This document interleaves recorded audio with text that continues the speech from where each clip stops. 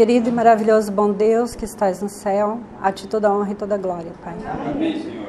Te peço, Pai, me capacite agora para passar essa mensagem nesses dias que estamos vivendo, Pai, que é uma mensagem muito importante. E também, Pai, que Teu Santo Espírito seja derramado sobre essa plateia para que eles consigam compreender, cada um, o tempo que estamos vivendo, Pai. Amém. Te peço perdão pelos nossos pecados, fique conosco em nome de Jesus. Amém. Amém.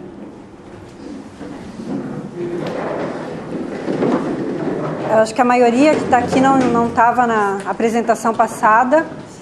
Eu confesso que eu estou um pouco nervosa porque eu estou vendo uma plateia completamente diferente, que eu não sei assim o nível de conhecimento, eu sei que deve estar em vários níveis. Então, para mim é um desafio ter que passar esse tema, que é um tema já complexo por si só. E eu vou ter que passar de uma forma que vocês consigam compreender, para pelo menos estimular vocês a estudar. Se por acaso tiver algum momento que alguém tenha dúvida, pode levantar a mão e eu vou tentar responder, tá certo? Bom, eu não sei se todos aqui conhecem a história milerita. Levante a mão quem conhece.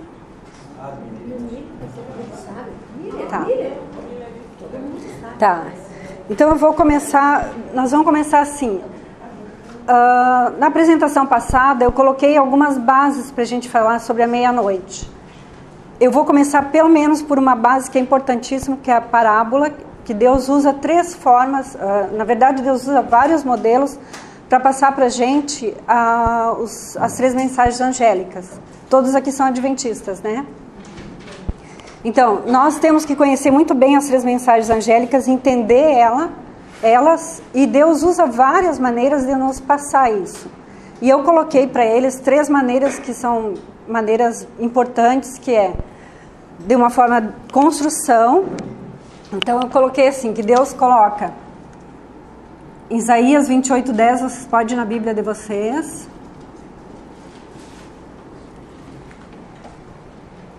Que Isaías diz, alguém lê?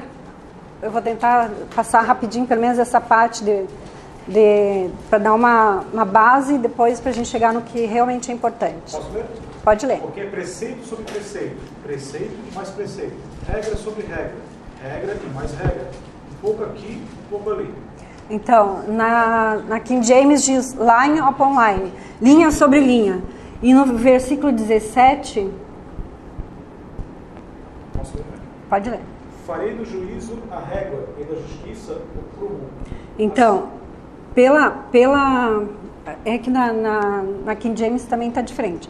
Farei da linha, ele vai fazer o juízo. E o prumo, a justiça do prumo. A minha também diz assim, colocarei o juízo como a linha. E a justiça como prumo. Então a gente vai ver que a justiça vão ser os três anjos, as três mensagens angélicas. E o juízo vai ser todos os marcos que a gente vai ter que passar até a volta de Jesus. Outra forma que Deus coloca na Bíblia para mostrar para nós as mensagens angélicas é pela parábola das 10 virgens. Eu não vou entrar em detalhe agora da parábola das 10 virgens, que eu já entrei na outra, mas é daqui que vem o termo meia-noite. Na parábola das 10 virgens, eu acho que vou ter que entrar em detalhe, na verdade. A parábola das 10 virgens é assim. Como que alguém lê para mim a Mateus 25? Pode começar lendo desde o início, naquele tempo.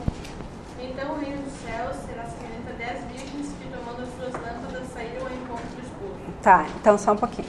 Então, se a gente for ver na concordância, é naquele tempo. Aí se tu ver em versículo anterior, tu vai ver que ele está falando, que Jesus fala do tempo, dos últimos tempos. Então naquele tempo, que tempo é esse? O tempo do fim. No tempo do fim, as virgens saem com suas lâmpadas. Lâmpadas é o quê? A palavra de Deus. Então as virgens recebem a palavra de Deus. Só as virgens sábias ou as tolas também recebem? Todas elas, as 10. Tanto as sábias como as tolas recebem a palavra de Deus, que é a lâmpada. Isso aqui, pra gente, a primeira mensagem angélica, o que que é?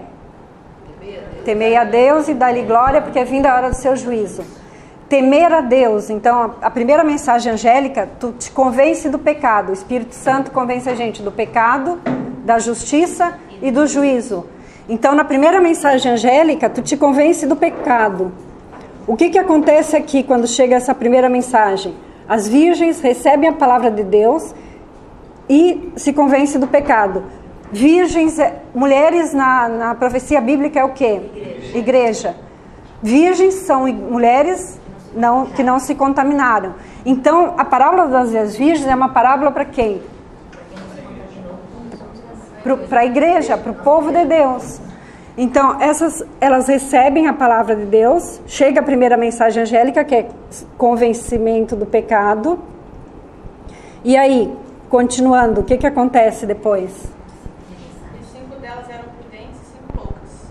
As loucas, tomando as suas lâmpadas, não levaram azeite consigo. Tá. Então, o que é azeite na Bíblia? Espírito Santo. Então, vão ter 2 grupos. As virgens sábias, que vão levar o azeite, que vão estar com o Espírito Santo.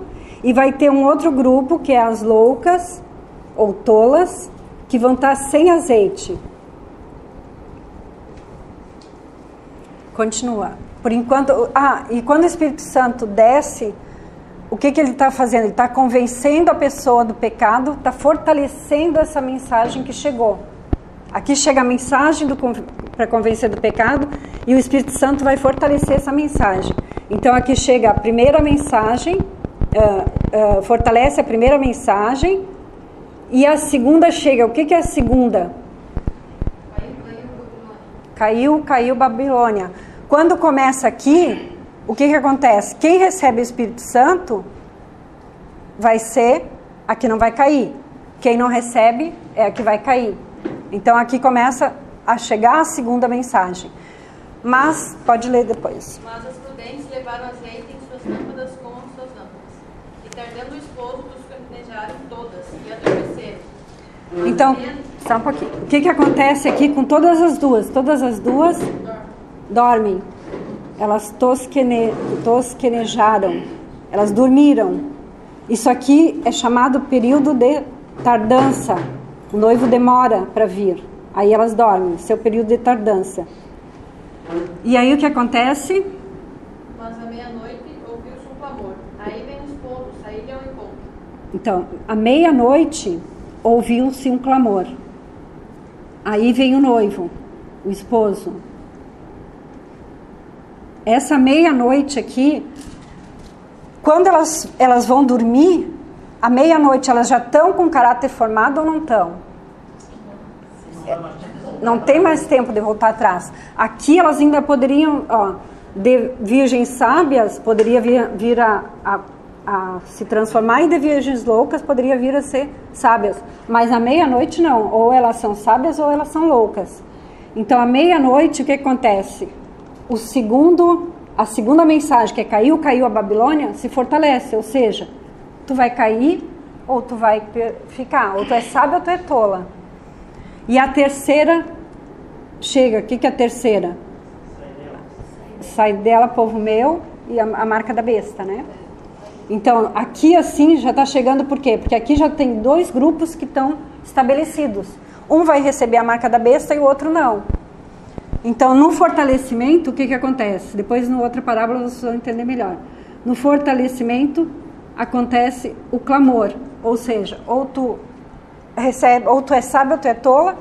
Lembra que elas vão tentar buscar óleo, e aí não pode mais, por quê? Porque não se compra. O Espírito Santo tem que ser individual, tu não pode comprar, é teu. Tu recebeu ou não? E aí o esposo vem, o que acontece? Fecha a porta da graça. Aí as virgens vão com o esposo, as sábias, e as tolas caem. Agora na parábola próxima que a gente vai estudar, a parábola do joio, vocês vão entender melhor as 3 mensagens angélicas. Então é importante a gente saber que a primeira mensagem é o Espírito Santo convence do pecado. A segunda, o que acontece? convence da justiça e a terceira do juízo.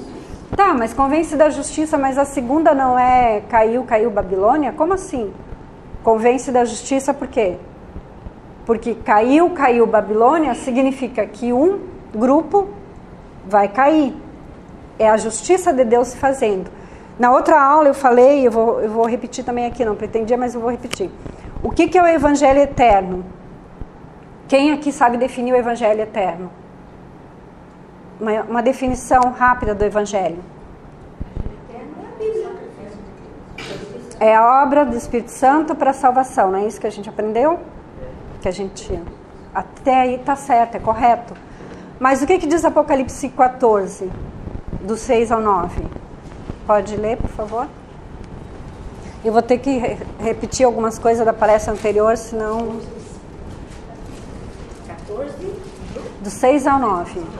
Vi outro anjo voando pelo meio do céu, tendo o evangelho eterno para pregar aos que se assentam sobre a terra, e a cada nação, tribo, e língua e povo, dizendo em grande voz: temei a Deus e dai-lhe glória, pois é chegada a hora do seu juízo, e adorai aquele que fez o céu e a terra e o mar e as fontes das águas.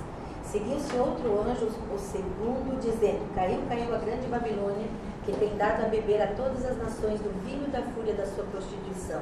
Seguiu-se a estes outro anjo, o terceiro, dizendo em grande voz: se alguém adora a besta e a sua imagem, e recebe a sua marca na fronte ou sobre a mão. É só até o 9, né? Até o 9, tá bom. Então, assim, ó, o que diz aí? O Evangelho é eterno. Então, desde o Éden até o Apocalipse, o Evangelho é o mesmo. Ellen White tem uma citação, quem tem as citações que eu passei, que ela diz que o Evangelho, desde o Éden, ele vem e vai até o Apocalipse. Por quê? Porque desde o Éden tem dois grupos.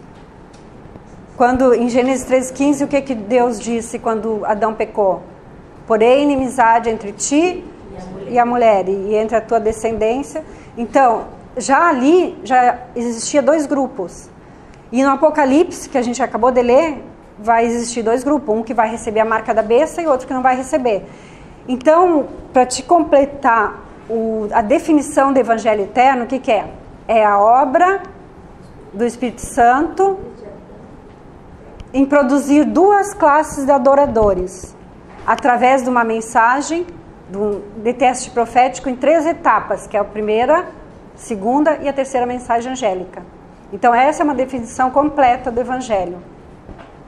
Então a gente tem que ter bem definido isso, que o Evangelho não é só para salvação. O Evangelho vai formar duas classes de adoradores. Uns vão receber a marca da besta e outros não. Então é para salvação, sim, mas não é só para salvação. Agora nós vamos ver a parábola do joio, que é de Mateus 13, 24. Alguém vai ler com cuidado para eu poder ir colocando as coisas no quadro. Deixa eu fazer agora isso aqui. Ah, tá. Eu vou fazer aqui porque eu não sei fazer linha reta, então... Alguém me ajuda só a segurar aqui. Fazer uma linha reta, senão... Mesmo assim ela fica torta. Bom, ficou melhor, né? Alguém pode começar a ler? Pode ler? Mateus 13? Propôs-lhes outra parábola, dizendo: o reino dos céus é semelhante ao homem que semeia a boa semente no seu campo. Tá, então, quando tu vai semear... vamos aos pouquinhos. 13, versículo 24. Vamos por partes aqui. Então, para te semear uma boa semente no teu campo, o que tu tem que fazer antes? Preparar, lavrar o solo. Então aqui, quando ele não é lavrado, ele está cheio de espinhos, de cardos. Isso aqui corresponde ao quê? A um campo, um coração, ou se for um campo em termos de igreja, de grupos, com pecado. O que tem que acontecer para te lavrar, para te limpar esse pecado? Se convencer, qual é a primeira mensagem angélica? O Espírito Santo convence do pecado, da justiça e do juízo. Então tem que se convencer do pecado. Para te arrepender, primeiro tu tem que te convencer do pecado. Então, chega a primeira mensagem, convencimento do pecado. E é o que ele continua dizendo? Mas, dormindo os homens, veio o seu inimigo e semeou o joio no meio do Não, trigo. mas tem antes. Não tem o Senhor não semeou? Não tem antes aí? Outro já leu? Eu li tudo Ah, tá. Desculpa aqui. Tá, então, peraí. Então, só um pouquinho. Então, houve primeiro um homem que semeou a boa semente. Depois, lá adiante, a gente vai ver que esse homem é Jesus Cristo. Que ele mesmo diz que ele é o que semeia a boa semente. Aí, o que acontece? 25 agora, né? Mas, dormindo os homens, veio o seu inimigo e semeou o joio no meio do trigo e retirou-se. Então, o que aconteceu? Veio o inimigo nesse mesmo campo lavrado, bom para a semente crescer, e semeou outra semente, que é o joio. E Jesus diz que esse inimigo quem é? Satanás. Aqui o campo está limpo. As sementes, tu consegue diferenciar o joio do trigo quando está aqui? Ainda não. E por que Satanás semeou essa semente nesse campo? Os trabalhadores, os servos desse homem estavam dormindo. Senão ele não teria semeado. Aí o que vem depois? Quando a erva cresceu e frutificou, apareceu também o joio. Para a erva crescer e frutificar, o que ela tem que receber? A chuva. A chuva, que é o Espírito Santo, igual na parábola dos 10 virgens, que o azeite é o Espírito Santo, aqui a chuva é o Espírito Santo. Quando recebe o Espírito Santo, há um fortalecimento da primeira mensagem. Aqui é o fortalecimento da primeira mensagem, por quê? Porque essa semente vai crescer como trigo, mas essa vai crescer como joio. Então, a que vai crescer como trigo vai estar fortalecida pelo Espírito Santo. Isso aqui é o fortalecimento da primeira. E por que a chegada da segunda também? Porque vai começar a se diferenciar, vai formar a ervinha. Aqui, esses trabalhadores, vocês vão ver que eles vão estar acordados já. E vão estar observando que as ervas são diferentes. Eles não conseguem bem ainda dizer esse é joio, esse é trigo, mas eles já veem que não são as mesmas ervas que estão crescendo aqui. Então, o que aconteceu? Está chegando a segunda mensagem, está começando a haver dois grupos visíveis, um que é joio e um que é trigo. Aí, aqui ainda poderia, esses servos aqui, eles já conseguem diferenciar, mas ainda são ervinhas. Se eles arrancarem essas ervinhas, o que vai acontecer? Elas são muito friáveis, então ele não pode arrancar ainda, porque elas estão tão próximas, ele não consegue diferenciar tão bem. Ele sabe que são ervas diferentes, mas não sabe o que é joio e o que é trigo. Isso depois, porque daí o que acontece ali depois? É crescer e frutificar. Então ela cresce como erva e ela frutifica, e é o que a Lígia falou. Agora começa a aparecer o joio e o trigo. Eles já conseguem enxergar bem quem é joio, quem é trigo. Mas o que acontece quando essa erva cresceu e frutificou? As raízes já começam a se entrelaçar muito. Então, esses servos vão para o proprietário e dizem o quê? Os servos do pai de família, indo ter com ele, disseram-lhe: Senhor, não semeaste tu no teu campo boa semente? Por que tem então joio? Então, eles já viram quem é joio e quem é trigo. Por quê? Porque houve aqui o fortalecimento da segunda. Ou seja, o que é fortalecimento da segunda? Já diferencia quem vai cair e quem não vai cair. E a terceira chega. Por que a terceira chega? Porque a terceira é a marca da besta. A terceira é o juízo. E aqui ela está chegando por quê? Porque ela já está conseguindo ver quem é joio e quem é trigo. Mas por que então não arranca? O que o proprietário diz? Por que não arranca? 28. E ele lhes disse: Um inimigo é quem fez isso. E os servos lhes disseram: Queres, pois, que vamos arrancá-lo? 29.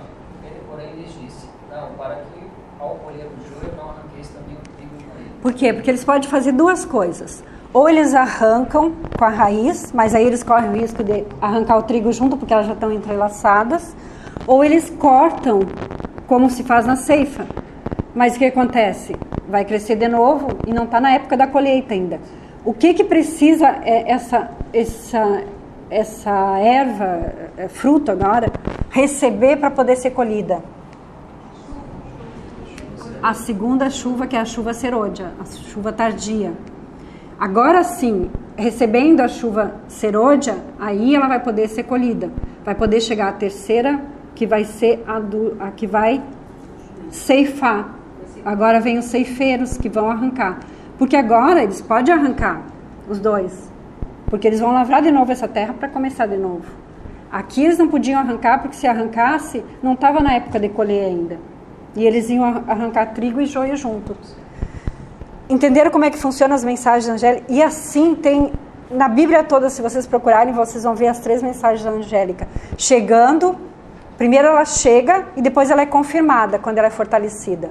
A segunda chega, é confirmada quando é fortalecida. A terceira chega, é confirmada quando é fortalecida. Levando para a nossa vida, por exemplo, o joio e o trigo. Eles são parentes. Então, para cortar um, ofende o outro. Né? Então, aí disse que tem que ser na hora certa, cada um por si. Isso aí também dá para se levar também para a nossa vida individual, né?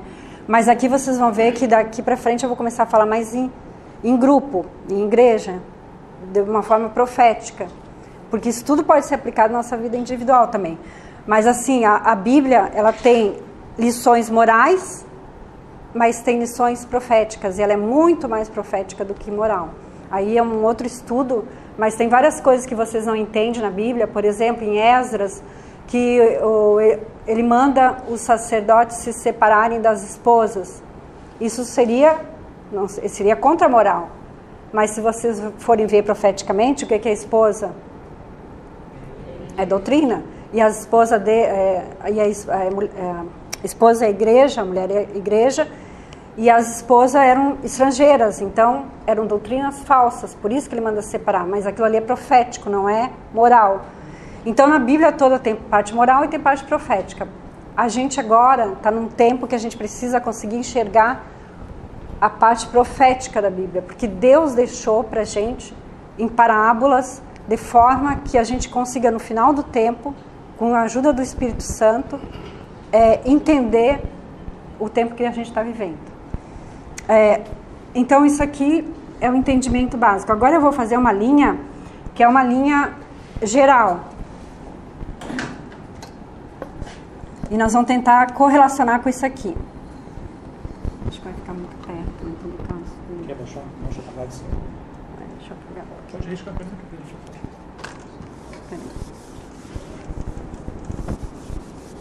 Não muito longe também, porque eu vou fazer outra linha. Mas aqui eu acho que tá bom. Aqui. Peraí. Obrigada. Quer fazer outro embaixo? Deixa eu escrever porque depois... Então agora nós vamos fazer uma geral. Pecado. Lá em Gênesis, Adão pecou, Eva pecou. O que acontece, que eu falei anteriormente, quando acontece o pecado? Adão se esconde, ele tenta colocar a culpa na Eva, o que mais que ele faz? Indiretamente tenta colocar a culpa em Deus, mas quando chega Deus e dá uma profecia, que é Gênesis 3,15, que ele diz: porém inimizade entre ti e a mulher, e entre o teu descendente e a descendência, tu ferirás a cabeça e ele ferirá o calcanhar. O que acontece com Adão quando Deus dá essa profecia, que a gente sabe? Ele se convence do pecado.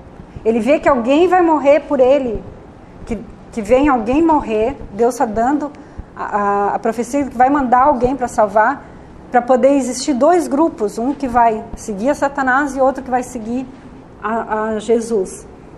Então aqui é um convencimento do pecado, que é a primeira mensagem. Aqui o que a gente começa? Levando para o santuário, o pátio. Essa primeira mensagem, ela corre durante toda a... E ela vai receber fortalecimento quando? Se aqui está dizendo que vai pôr inimizade, quando que acontece essa... que Jesus vem e cumpre isso aqui? Na cruz. Então aqui Jesus cumpre. O que acontece com essa primeira mensagem? Ela é fortalecida. A primeira mensagem é fortalecida. Isso, calcanhar ferido. A primeira mensagem é fortalecida. E chega a segunda por quê? Porque agora ou tu aceita Jesus como Salvador, ou tu não aceita. Então começou a ter duas classes. E agora Jesus morre e vai para o lugar santo.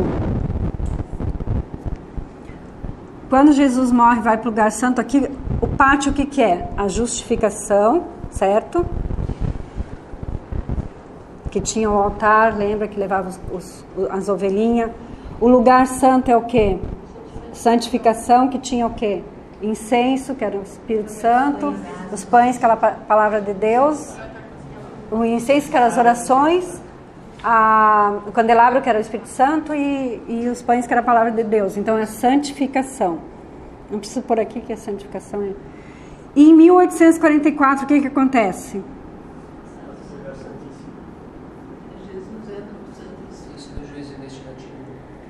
Jesus entra para o lugar santíssimo. O que acontece então quando ele entra para o lugar santíssimo? O que está faltando aqui agora para nós? Aqui tinha que vir mais para cá. A segunda mensagem é fortalecida. E chega a terceira. O que é a chegada da terceira? Chegou a hora do juízo. Começa o juízo investigativo dos mortos, certo? Agora, o que está faltando? Aqui, ó, deixa eu pôr aqui para ficar certinho. Aqui o 3. E aqui, vocês fazem conta que está aqui embaixo, tá? Dá para entender, né? Então, quando chega na terceira, chegou... Isso aqui é a época milerita. Todos entendem que 1844 foi na época milerita, né? Tem todo um detalhe aqui que eu passei na outra palestra, que vai me tomar muito tempo se eu passar agora. Mas aqui chegou a terceira mensagem angélica. O que precisaria acontecer para Jesus voltar? E haver a colheita? A chuva serôdia e a levada da mensagem a todo mundo. Isso. A chuva serôdia e o fortalecimento da mensagem da chegada dela. Ellen White diz, que também está ali, eu vou passar assim, depois vocês leem, vai estar no site, eu vou dar o site para vocês, tudo para procurar, vai estar tudo certinho, tá? Ellen White diz que em 1888, quando Wagoner, Jones e Wagoner, é uma coisa assim, eu não sei falar eles chegaram com a mensagem da justificação pela fé, ela é clara que isso aqui seria o fortalecimento da terceira mensagem, porque ela diz, vamos ler para ficar mais... Eu acho que está na citação 15, eu acho. Jones e Wagoner, 2G-O-N-E-R. Deixa eu ver onde é que está essa citação aqui. Não é na 15, eu acho que é na última.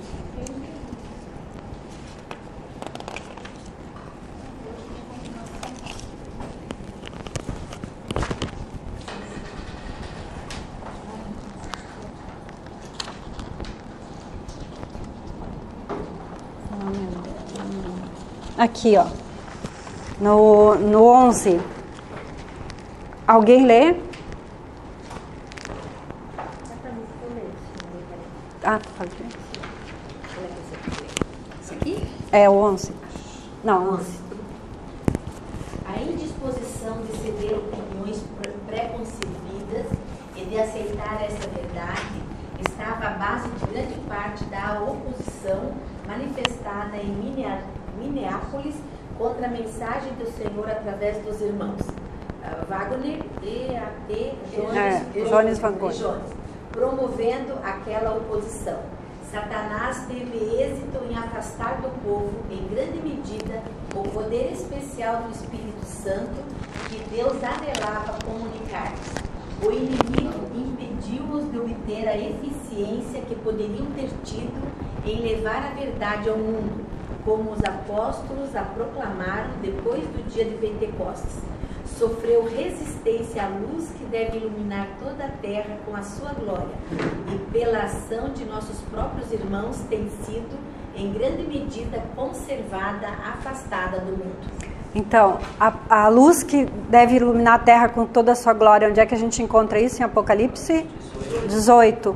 Que, na verdade, o que é Apocalipse 18? É o fortalecimento da terceira mensagem, que é, se vocês forem em Apocalipse 18, do 1 ao 4, é a repetição das 3 mensagens, principalmente da segunda, e Ellen White disse que em 1888, esse anjo de Apocalipse 18 teria descido. Ela não diz Apocalipse 18, mas ela diz o anjo que deve iluminar a terra com sua glória, que é Apocalipse 18, tá? Só que isso não aconteceu e Jesus não voltou. Aí tem todos outros detalhes, só que vai chegar um momento que essa terceira mensagem vai ter que ser fortalecida. Agora a gente vai ter que entender um pouquinho de fractais. Alguém sabe o que é fractal? Fractal é quando tu tem quando uma mensagem pequena, ela tem todas as características da grande. Tu tira ela tu tira um pedaço e traz para cá, tu faz um zoom e ela tem todas as características da grandona. Deixa eu explicar. Um exemplo que eu dei na outra palestra. Alguém lembra? Como é que é a primeira mensagem angélica? Temei a Deus e dai-lhe glória, porque é vinda a hora do seu juízo. Temei a Deus é a primeira mensagem. Dai-lhe glória é a segunda. E porque é vinda a hora do seu juízo é a terceira. Então na primeira tu tem as 3. Isso é um fractal. O que vai acontecer quando ocorrer o fortalecimento? Em determinado momento vai ter que haver um fortalecimento da mensagem. Esse fortalecimento eu vou trazer agora para cá. Porque quando ocorrer isso aqui, vai ser Apocalipse, tudo isso aqui, esse fortalecimento vai ser Apocalipse 18, que ela diz que é o fortalecimento da terceira mensagem angélica. Ela diz que não ocorreu naquele tempo, mas que mais adiante vai ocorrer. E eu vou propor para vocês que esse Apocalipse 18, esse fortalecimento, está acontecendo na nossa geração. Tem vários estudos no site que vão mostrar por que a gente acha que nós somos a 4ª geração de adventistas. Esse fortalecimento vão ter que ter todas as 3 mensagens. A chegada, o fortalecimento, a chegada da segunda, o fortalecimento, a terceira e o fortalecimento da terceira. Vai, ó.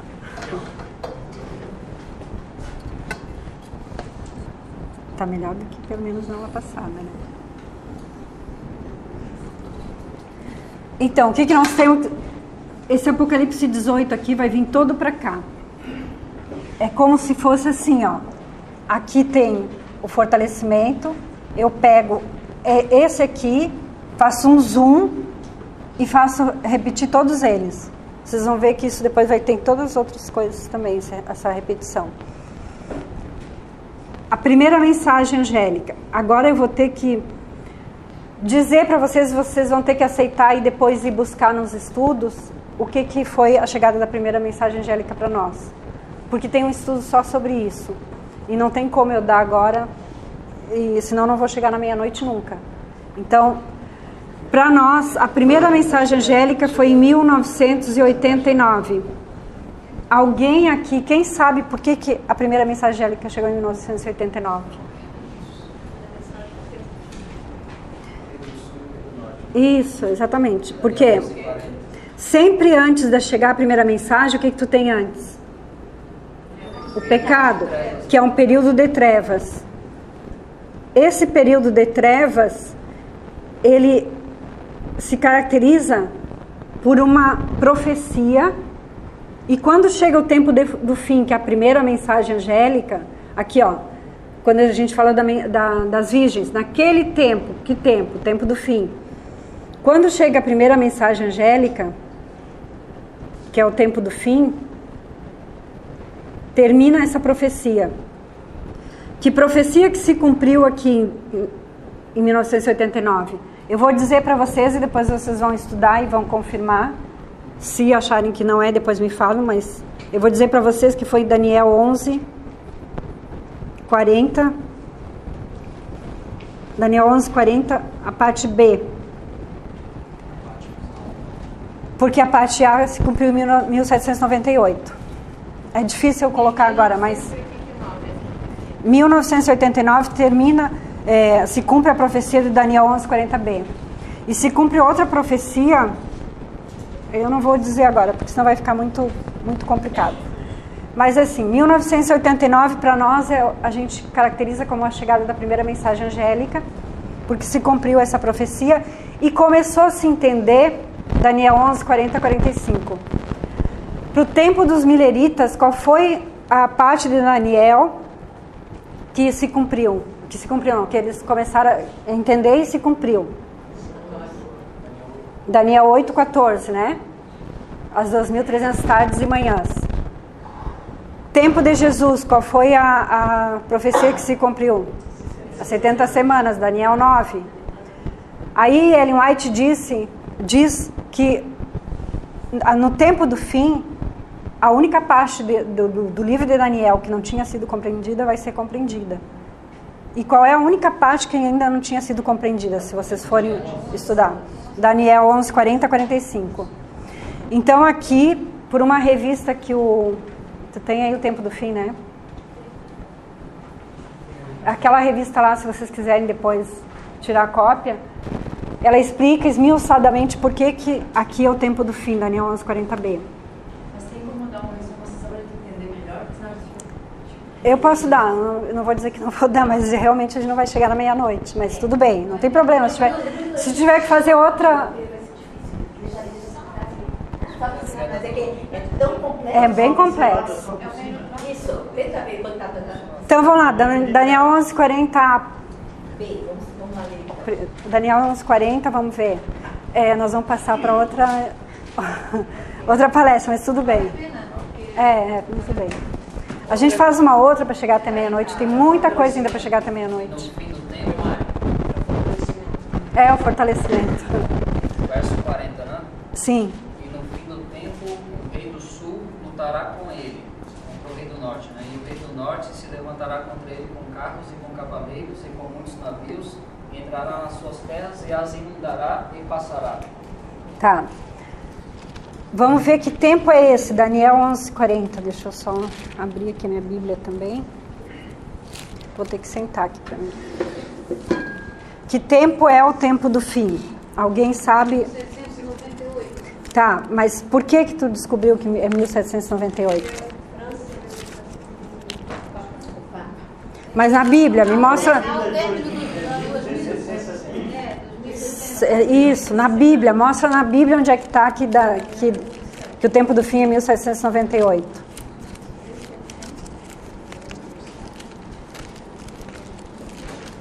Como é que é teu nome que tu perguntou? Então, Andréia, tu sabe como é que a gente mostra na Bíblia onde é que é o tempo do fim? Não? Então vamos lá, Daniel 11. Vamos descobrir o que é o tempo do fim, 1798. Daniel 11, 40. Nós estamos no Daniel 11, 40. Ai, faz tempo que eu dei, deixa eu ver.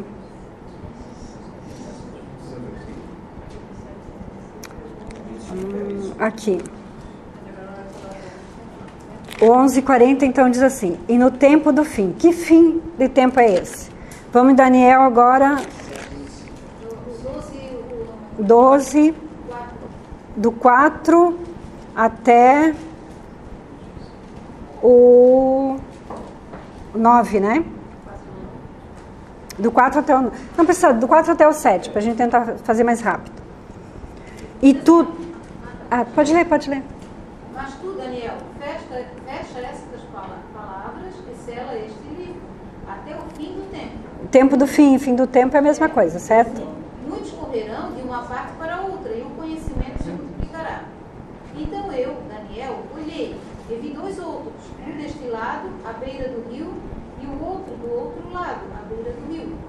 Um deles disse ao homem vestido de linho que estava sobre as águas do rio: quanto tempo haverá até o fim destas maravilhas?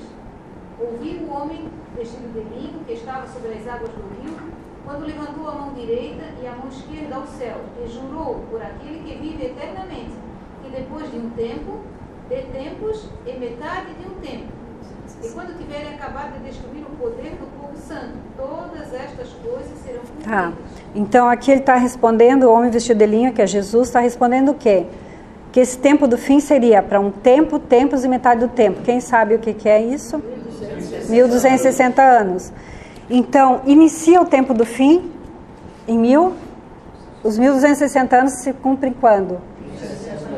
1798. Está conseguindo compreender? É o período de supremacia papal. Que é o período de supremacia papal, quando vem o general Berthier e leva cativo o Papa Pio VI. Então, quando ele leva cativo o Papa Pio VI, há a ferida mortal, que é o fim dos isso. Isso aqui. Então aqui foi a França, Napoleão Bonaparte, que é o rei do Sul, e no fim do tempo o rei do Sul lutará com ele. Com ele quem? Com o papado, que é o rei do Norte, certo? Agora a gente vai ver aqui, ó. E o rei do Norte se levantará contra ele com carros e com cavaleiros e com muitos navios. Bom, nós vamos ter que entender quem é rei do Sul e quem é rei do Norte. A Bíblia mostra desde o início que o rei do Sul, eu vou resumir, que o rei do Sul, a característica do rei do Sul é o ateísmo. Por quê? Quem era o rei do Sul literalmente? É o Egito. Por que o Egito era rei do Sul?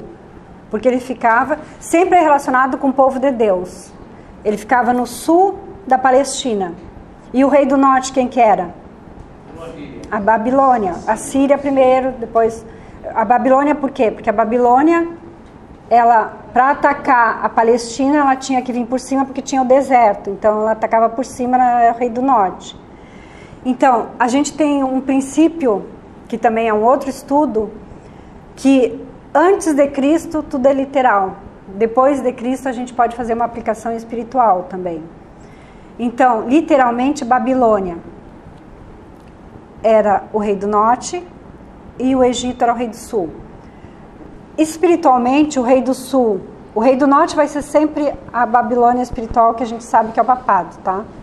Tem todos os para mostrar, mas eu acho que todo adventista sabe. E o rei do sul vai se caracterizar o que era característico do Egito. Quem é esse Deus para que eu deixe vocês irem? Qual é a característica? O ateísmo. Então o rei do sul espiritual vai se caracterizar pelo ateísmo. Então, quando houve a primeira ferida, quando houve a ferida mortal, quem o rei do sul era? Porque lembra que na Revolução Francesa teve a deusa a razão e Deus e as Bíblias foram colocadas de lado? Então era o ateísmo. Só que o que aconteceu, eu vou ter que dizer historicamente para vocês entenderem o verso depois. O que aconteceu com o ateísmo na França? Com o tempo, eles viram que não dava certo e o ateísmo foi deixado de lado. Só que de 1914 a 1918, que foi a Primeira Guerra Mundial, teve um país que fez uma revolução em 1917, nessa Primeira Guerra, e esse país fez uma revolução e se tornou comunista. Essa revolução foi feita pelos jacobinos que vieram da França e se transferiram para esse país. Quem é que em 1917 se tornou comunista? A Rússia, que em 1922 se transforma em União das Repúblicas Socialistas Soviéticas. Por quê? Porque ela começa a vencer todos os países que estão ali do lado e transformar os países católicos em países comunistas. E se transforma na União das Repúblicas Socialistas Soviéticas, que depois, na Segunda Guerra Mundial, de 1929 a 1934, o que acontece? Na Segunda Guerra Mundial, Stalin, que eu acho que era o presidente da Rússia, ele vence Hitler. E isso dá para ele um poder que se transforma com o tempo em poder econômico.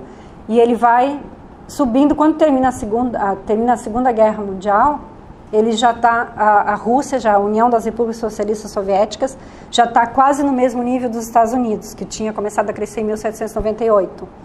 Então começa o quê? A Guerra Fria, as duas potências a se... E o que acontece quando essas duas potências começam a se chocar?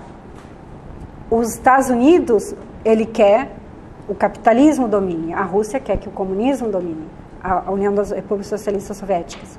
E o papado quer trazer de volta o que era dele, que os países todos que foram tomados da Rússia para se transformar em União das Repúblicas Socialistas Soviéticas, eles eram católicos e o papado quer elas de volta. E começa a haver uma aliança entre os Estados Unidos e o papado. Tem confirmação, a gente em outros estudos a gente confirmou, mostrou, vocês entrem no site, está tudo lá. O papado faz essa aliança e aí depois eu vou explicar melhor, ele consegue derrubar, junto com os Estados Unidos, a União das Repúblicas Socialistas Soviéticas. E em 1989, qual é o marco que acontece que mostra que houve uma queda importante da União das Repúblicas Socialistas Soviéticas? A queda do Muro de Berlim. Então, em 1989, eu resumi, bem resumido, não sei se deu para conseguir entender, porque se a gente fosse ler aqui, eu teria que mostrar o que é carros, cavaleiros, e muitos navios, que é economia, potência militar, mas aí teria que ir na Bíblia, a gente ia dar outro estudo, não ia nem conseguir adiantar nada aqui. Mas a gente pode fazer isso depois. A gente fez um estudo só sobre Daniel 11:40, A e B. Uma coisa que eu me perdi ali, o que o papado queria de volta? Queria os países que tinham se transformado, que eram católicos, e a Rússia transformou tudo em comunista, que era aquelas Lituânia, todos aqueles países ao redor ali. Morreram muitos católicos. Já conseguiram, só que agora é catolicismo ortodoxo, não é o catolicismo... Deu para mais ou menos entender por que a gente marca 1989? Daí a gente marca, então, 1989 como a chegada da primeira mensagem angélica, que é quando essa profecia de Daniel 11:40b se cumpre. Bom, já que a gente entrou nisso, acho que eu já vou entrar em outros detalhes que acontecem aqui também antes. Espero não confundir mais vocês. Antes de 1989, como que os Estados Unidos da América conseguem, junto com o papado, formar essa aliança e derrubar a União das Repúblicas Socialistas Soviéticas? Vocês têm uma ideia como que isso aconteceu? Afeganistão. Isso da Afeganistão. Na Guerra do Afeganistão, vocês lembram o que é a Guerra do Afeganistão? Começa em 1979 e vai até 1989. A União das Repúblicas Socialistas Soviéticas já era uma potência, estava em Guerra Fria com os Estados Unidos. No Afeganistão... 8 ou 6, 1979. Aqui, 1989. 89. Então, existem países islâmicos que tinham ditadores. E o Afeganistão era um país que importava tanto para a Rússia quanto para os Estados Unidos. Por quê? Porque eles eram ricos em petróleo. E eles queriam, tanto os Estados Unidos quanto a Rússia, queriam fazer um gasoduto para passar, para distribuir petróleo. Tem mais detalhes, mas só para... Então, quando isso acontece, a Rússia, a União das Repúblicas Socialistas Soviéticas, na época, começa a fortalecer o governo do Afeganistão. Vai a favor do governo do Afeganistão. Para fortalecer eles, por quê? Porque eles queriam implantar o socialismo no Afeganistão. Só que no Afeganistão é islâmico. E tinha um grupo chamado Mujahidins, que eram os guerrilheiros que não queriam socialismo no Afeganistão. E o que eles fazem? Eles começam a ir contra o governo. E os Estados Unidos não querem o socialismo lá no Afeganistão. Então os Estados Unidos fazem o quê? Ele começa a fortalecer esse grupo guerrilheiro. Os Mujahidins, uma coisa assim. São islâmicos. E no fortalecimento, eles fortalecem esse grupo. E aí começa aquela batalha que você sabe que está acontecendo agora de novo. Depois eu vou explicar que é à meia-noite. E ele começa a fortalecer e esses grupos começam a guerrilhar lá dentro e a Rússia começa a mandar armamento e aí vão. E só que com isso a Rússia vai se enfraquecendo economicamente. E chega um momento que é 1989, que a Rússia está completamente enfraquecida. E esses mujahedins, esses guerrilheiros, estão fortalecidos. Esses vão dar origem à Al-Qaeda, que é o que vão depois fazer o ataque do 11 de setembro. Então, os Estados Unidos cria a própria cobra, né, como dizem. Então, ela fica tão economicamente enfraquecida que eles acabam fazendo um acordo com os Estados Unidos, o Gorbachev, que era o presidente na época da Rússia, e sai do Afeganistão. E quando ele sai do Afeganistão, essa aliança se concretiza e os Estados Unidos e o papado começam a trazer de volta para eles aqueles países que tinham sido levados pela União das Repúblicas Socialistas da Rússia. E aí eles acabam com esses países, eles trazem esses países de volta, só fica a Rússia, que vai até a fortaleza, mas a Rússia permanece. Eu entrei nisso aqui, agora não sei porquê, mas... Isso aqui a gente chama de proxy war, que aconteceu aqui. O que é proxy war? É uma guerra por procuração. Era uma guerra entre os Estados Unidos e a Rússia, mas que eles não faziam um confronto direto. Eles faziam o confronto por quem usava aqui dentro, os guerrilheiros e o governo Afeganistão.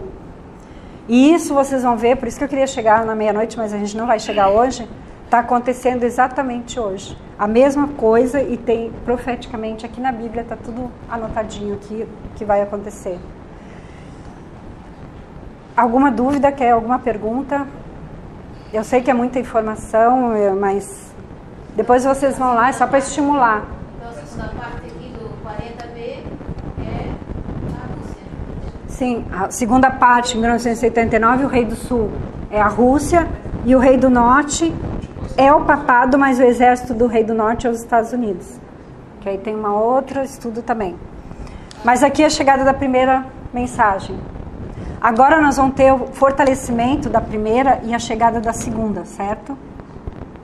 Agora que eu acho que vai dar pano para manga, como dizem. Eu vou ter que mostrar para vocês por que a gente diz. Eu vou propor para vocês que essa mensagem aqui se fortaleceu em 11 de setembro de 2001. E a segunda mensagem, que é quando começa a se diferenciar as classes, chegou junto aqui em 11 de setembro de 2001. Quando que vai acontecer que a Ellen White diz, vamos lá, vamos ver. Quando que acontece a chegada da segunda mensagem angélica? O que acontece aqui no fortalecimento ali? O Espírito Santo é derramado, certo? O que é o Espírito Santo para nós? É chuva, que eu vi aqui na agricultura, era chuva temporã. A primeira chuva. Só que nós somos a última geração. A gente vai receber a chuva serôdia em duas etapas. Uma significando que é a temporã, que é em gotículas, em pequenos gotejamento, e vamos receber depois no alto clamor a chuva serôdia com grande poder.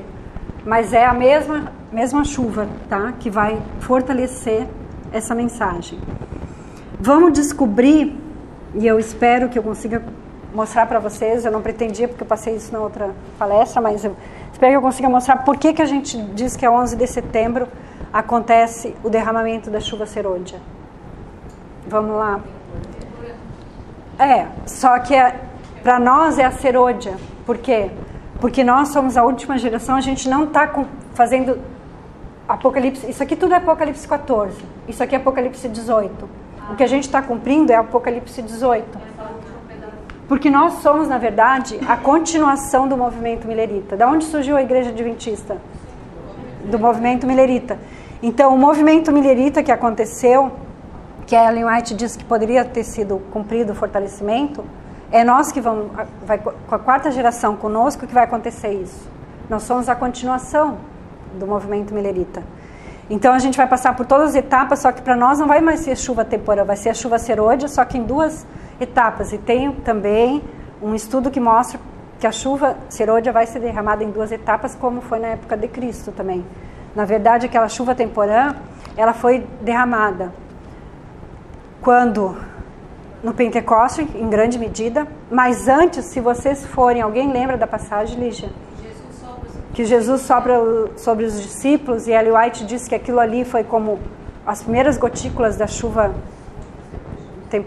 temporã.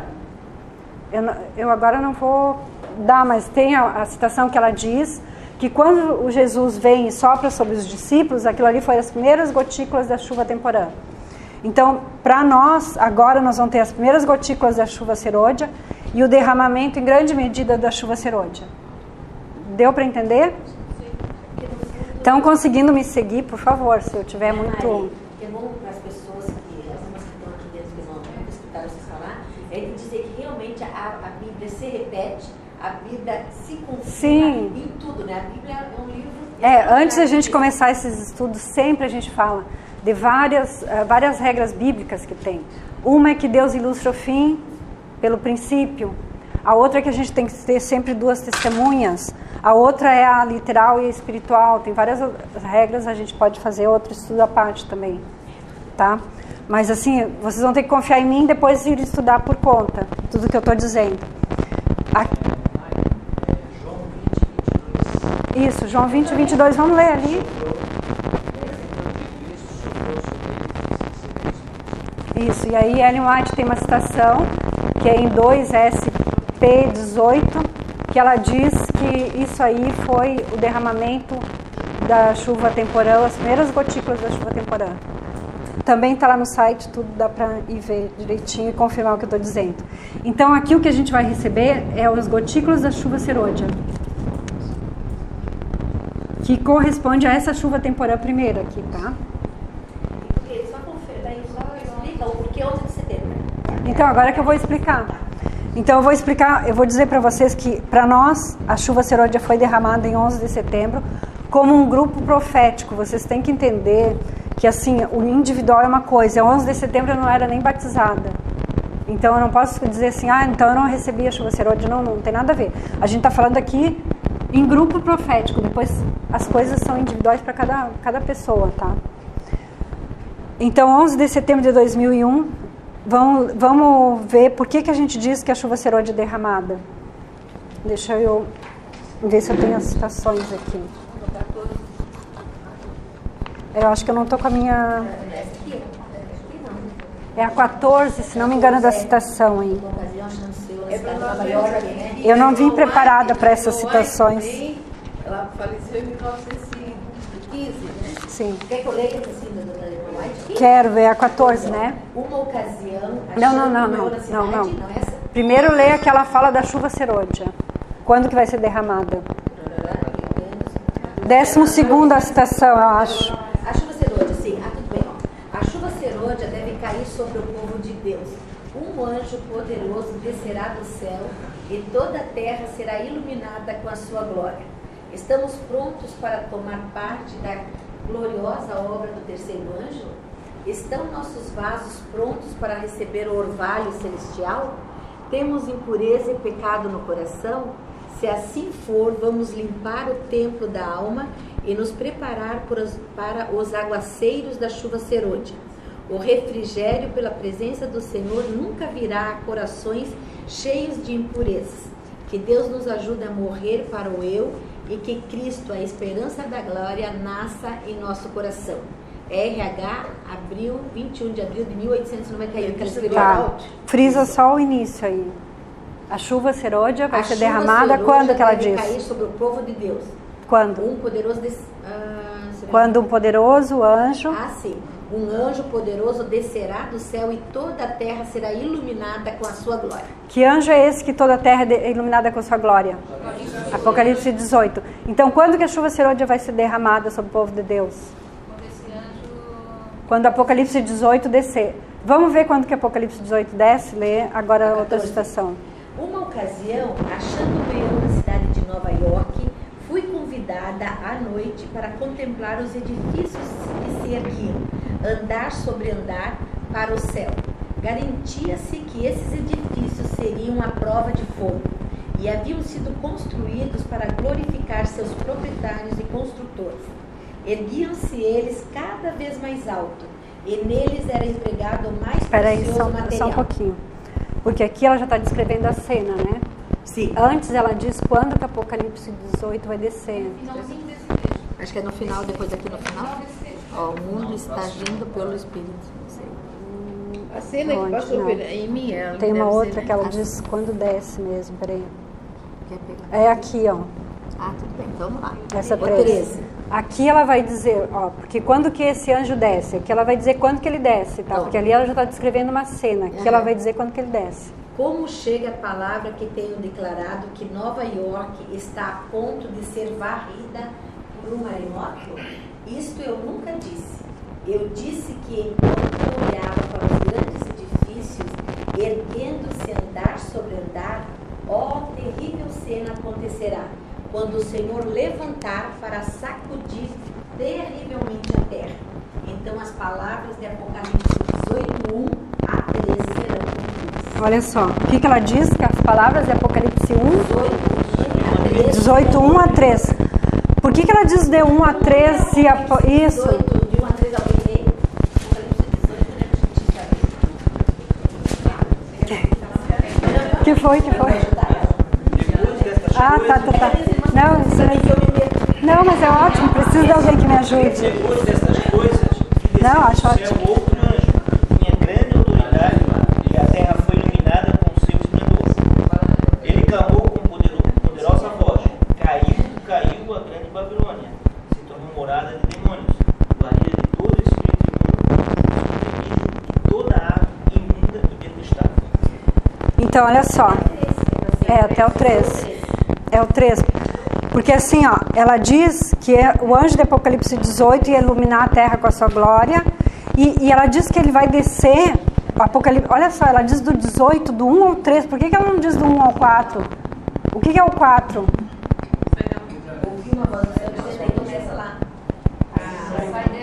Sai dela pro povo meu. Então, aqui ainda não é o quê? Que a gente sabe que quando que vai ser sair dela povo meu? A terceira.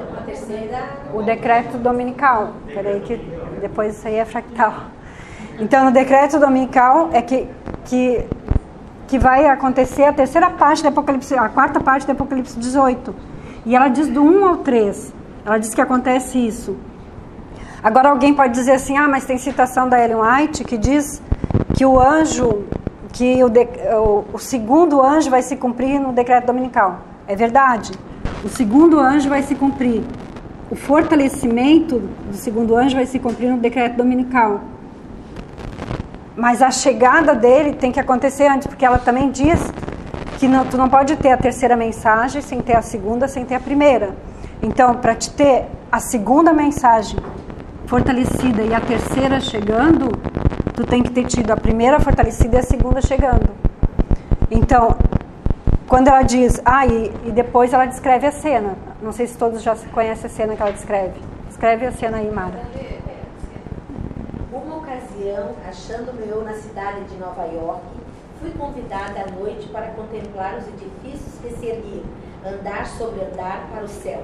Garantia-se que esses edifícios seriam a prova de fogo e haviam sido construídos para glorificar seus proprietários e construtores. Erguiam-se eles cada vez mais altos, e neles era empregado o mais precioso material. Aqueles a quem essas construções pertenciam não perguntavam a si mesmos: como melhor poderíamos glorificar a Deus? O Senhor não fazia parte de suas cogitações. A cena que em seguida passou perante mim foi uma larva de fogo. Os Os homens olhavam aos altos edifícios, supostamente à prova de fogo, e diziam: estão perfeitamente seguros. Mas esses edifícios foram consumidos como se fossem feitos de piche. Os aparelhos contra incêndios nada podiam fazer para deter a destruição. Os bombeiros não podiam fazer funcionar as máquinas. O mundo está agitado pelo espírito de guerra. A profecia do capítulo 11 de Daniel atingiu quase o seu cumprimento completo. Logo se darão as cenas de perturbação das quais falam as profecias. Alguém aqui não se lembra de 11 de setembro? Não lembra o que estava fazendo em 11 de setembro? Olha, eu estava no super. Não, tem alguém aqui que não lembra o que estava fazendo em 11 de setembro?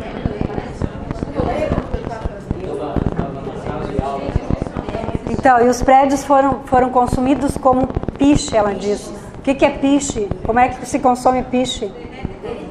Tem outra cena em Nova York que prédio, os dois, ela não fala um prédio, foi consumido dessa forma?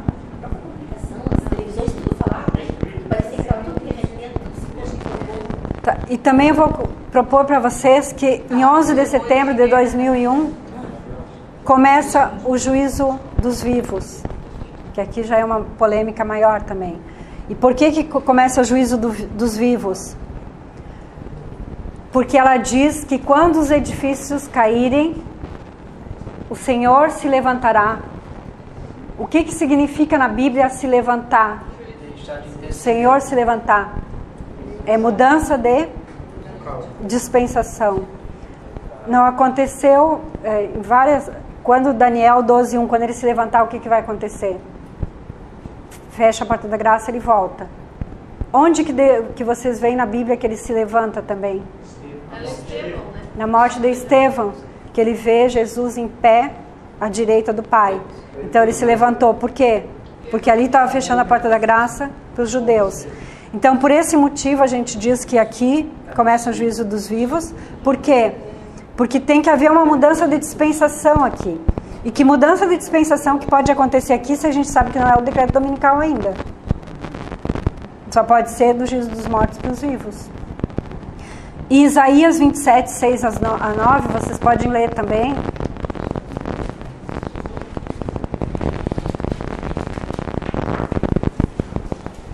Isaías 27, 6 a 9.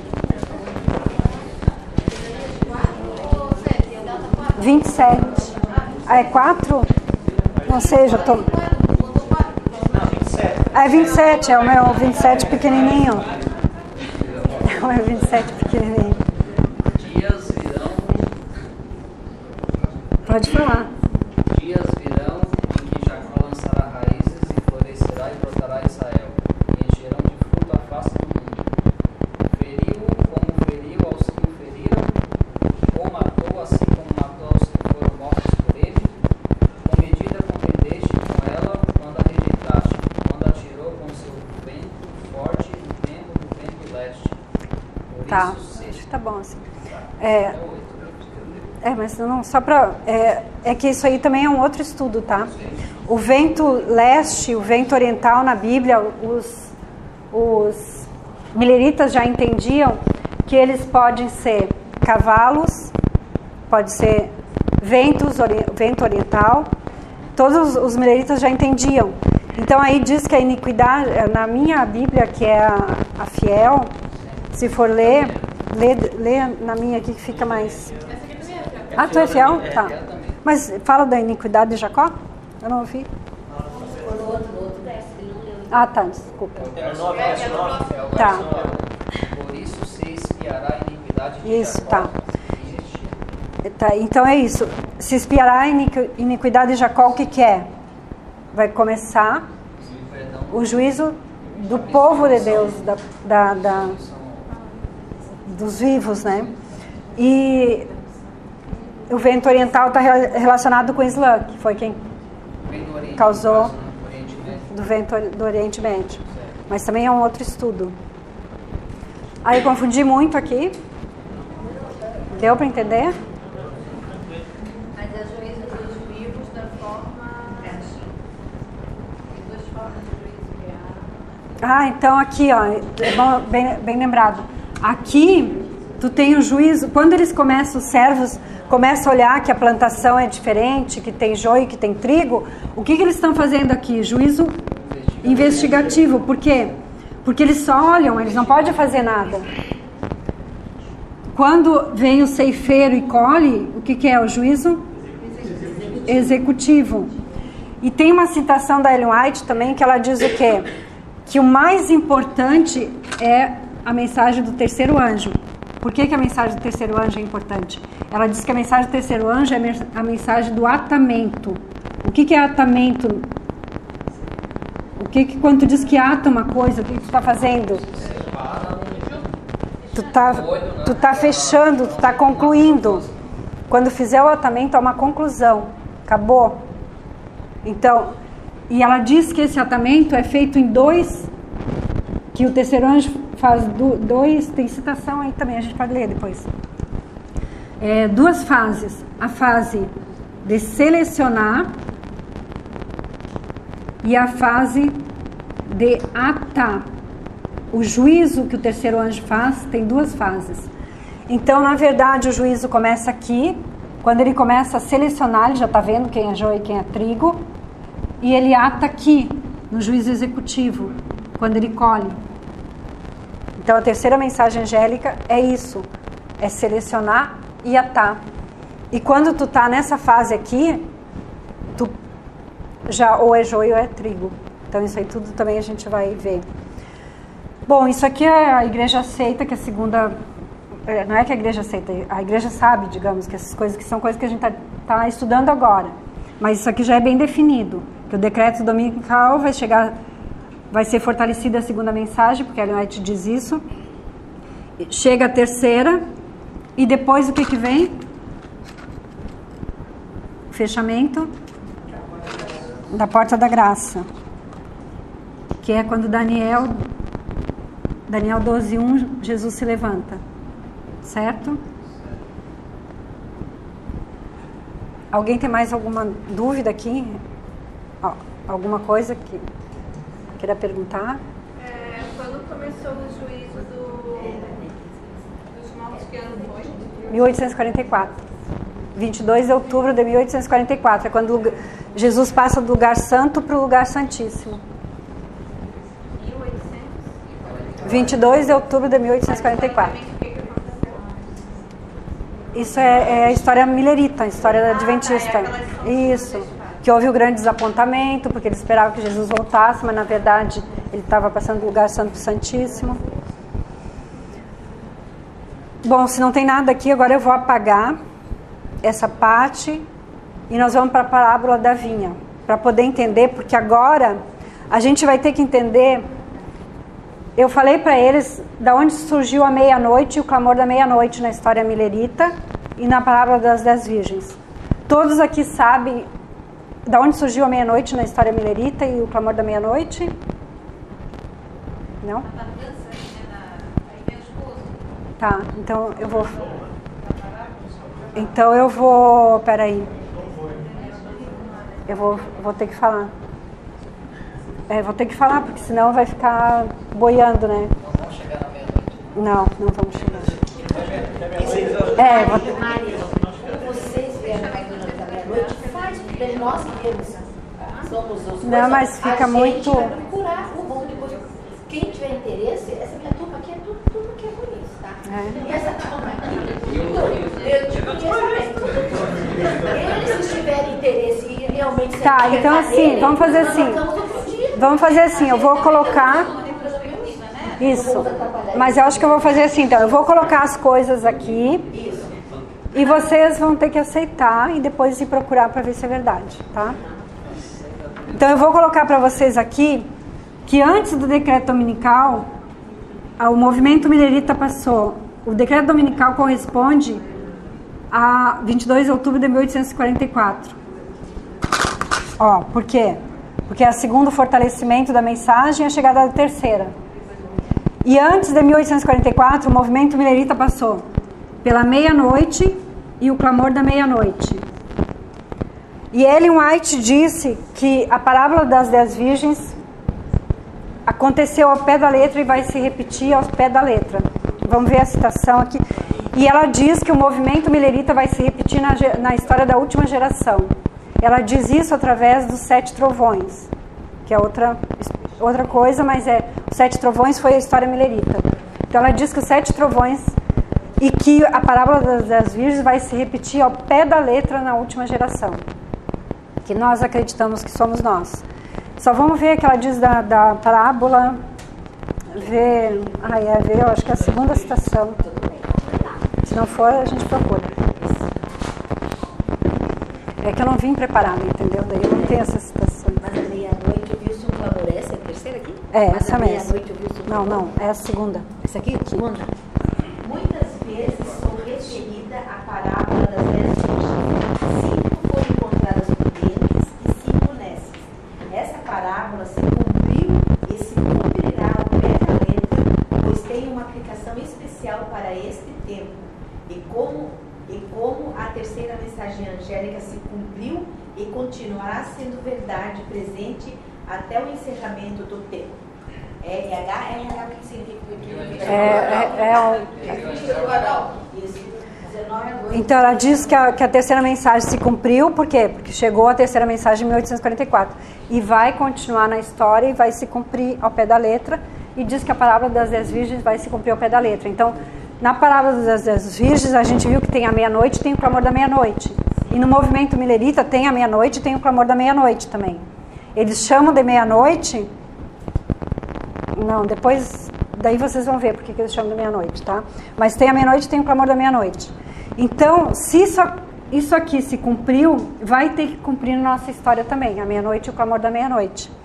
As coisas se repetem? Porque as coisas se repetem.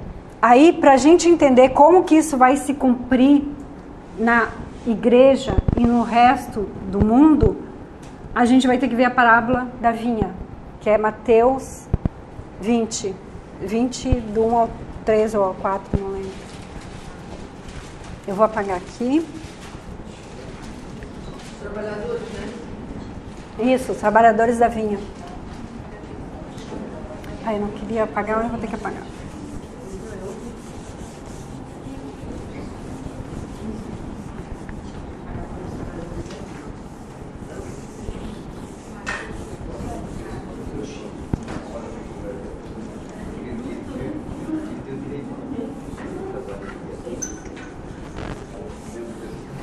Antes da gente entrar na parábola...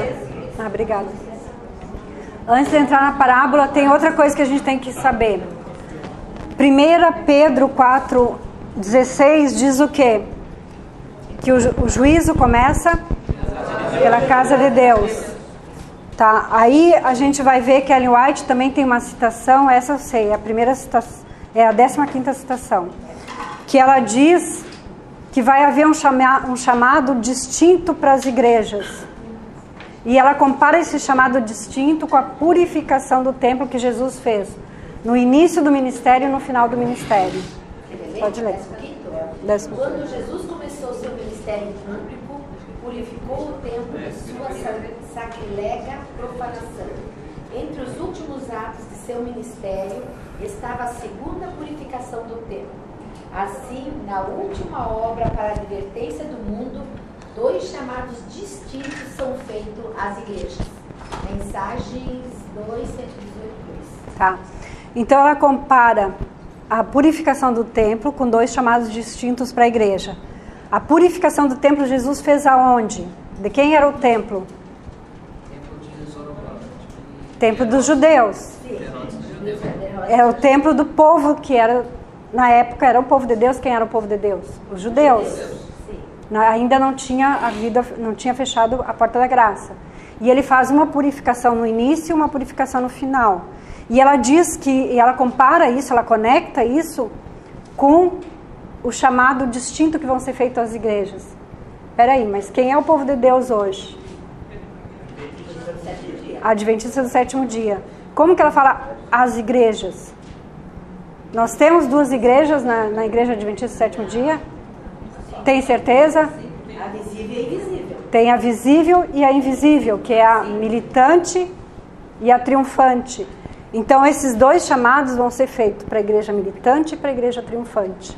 São as igrejas, porque o povo de Deus hoje a gente sabe que é a igreja adventista do sétimo dia, que é a menina dos olhos de Deus. Então, com isso, com mais 2 Crônicas 29, 16, vê se é, não sei se é 16 ou 4. Peraí. 2 Crônicas.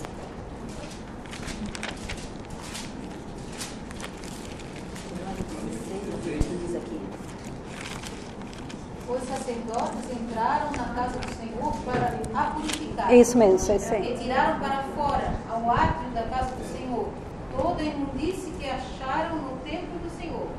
Os levitas a tomaram e a levaram para fora, ao vale do Cedron. Tá. Então, o que está dizendo aí? Que havia quantas purificações? Primeiro, aqui tem o lugar santo, santíssimo, e aqui era o pátio. E o pórtico, na época do Templo de Salomão, tinha um pórtico aqui, que era onde se encontravam os sacerdotes e os levitas. Não tinha no tabernáculo de Moisés, mas tinha no Templo de Salomão, que é o pórtico, que é chamado pórtico. Aqui é o átrio, que é o pátio. Aqui é o lugar santo e aqui é o lugar santíssimo. Nesse lugar...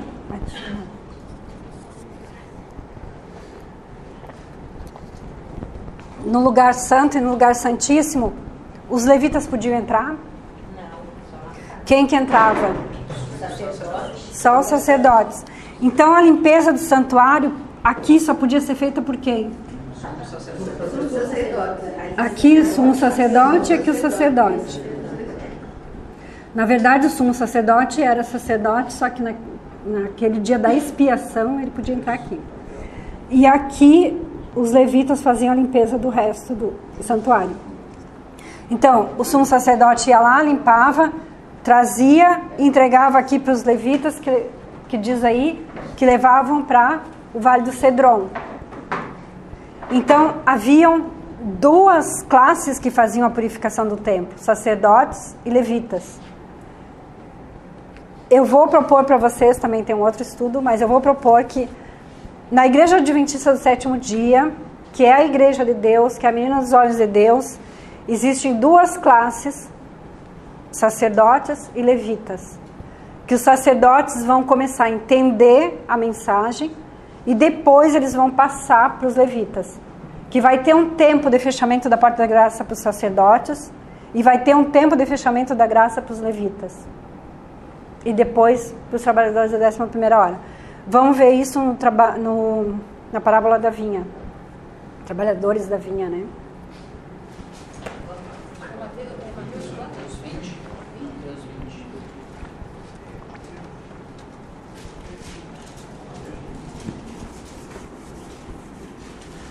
Porque o reino dos céus é semelhante a um homem proprietário que saiu de madrugada contratar trabalhadores para... Ah, tá, só um pouquinho, dona Olinda.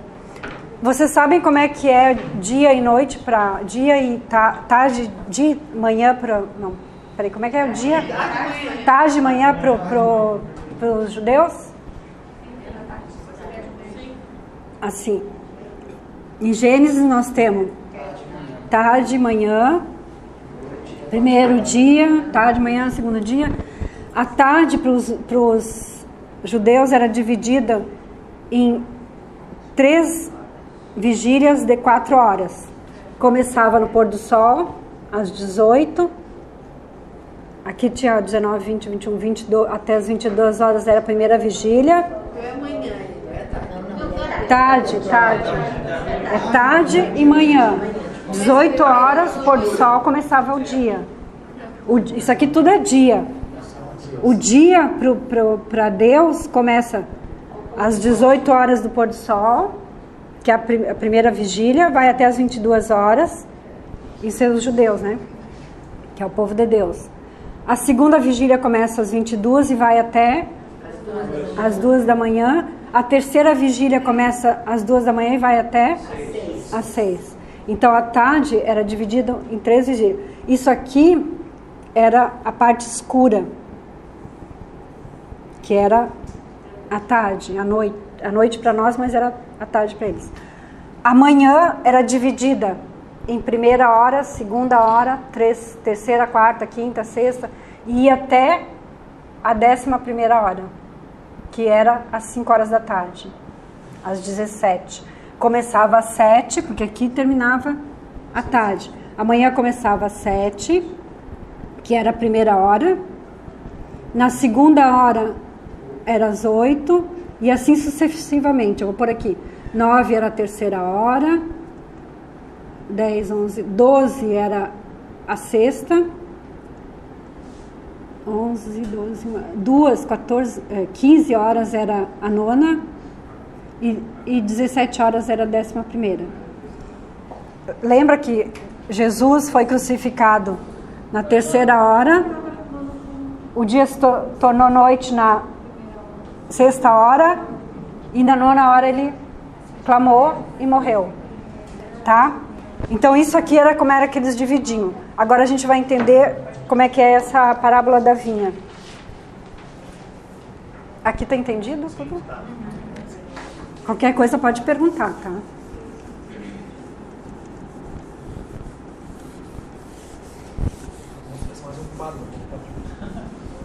Aqueles quadros grandes seria legal. Quadro grande que já viesse com linha. Seria melhor ainda. Eu acho que eu vou apagar e usar essa linha aqui. Agora pode começar a falar da vinha aí para mim, por favor. O primeiro versículo, Mateus 20.